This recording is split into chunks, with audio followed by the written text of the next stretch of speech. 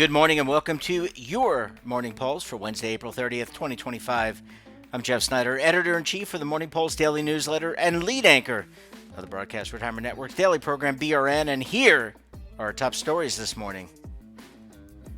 First up, small business sales stay strong in Q1 2025 despite tariff pressures. In the first quarter of 2025, U.S. small business sales demonstrated notable resilience despite escalating tariff pressures.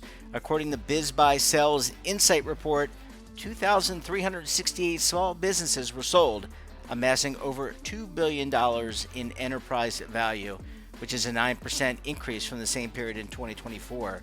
The median sale price rose by 4% year over year to $349,000, indicating sustained buyer interest even amid rising costs and economic uncertainties. Next up, in op-ed, the democratization of private equity is a double-edged sword for retail investors. The democratization of private equity is gaining momentum as regulatory changes and technological advancements make it more accessible to individual investors. Traditionally limited to institutional investors and the ultra-wealthy, private equity is now opening up through platforms offering fractional ownership and lower investment minimums.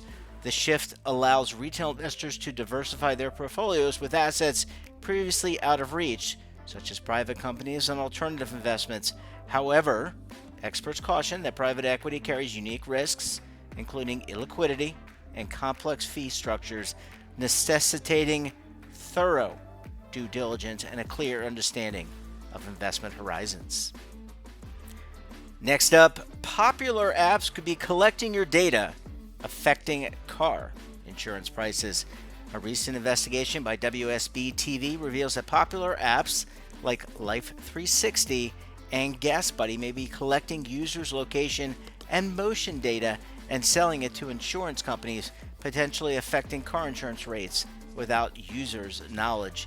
The data collection is facilitated by Arity, a data broker owned by Allstate, which allegedly embeds tracking technology into these apps.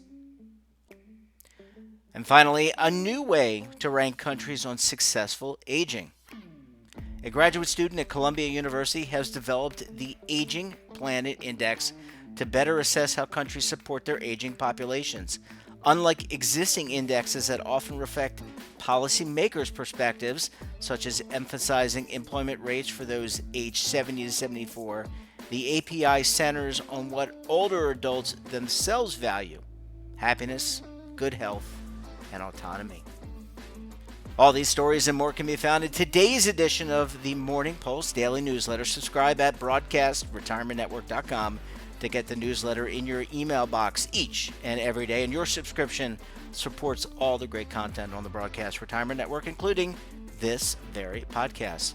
That's all for this morning's episode of Your Morning Pulse. Don't forget to check out my interview later this morning on BRN at 7:30 a.m. featuring Dr. Christopher Damon of UW Medicine. We're talking about eating yogurt and lowering the risk of colon cancer. You're not going to want to miss it, so check it out. Until tomorrow, I'm Jeffrey Snyder. Stay safe, keep on saving, and don't forget, roll with the changes.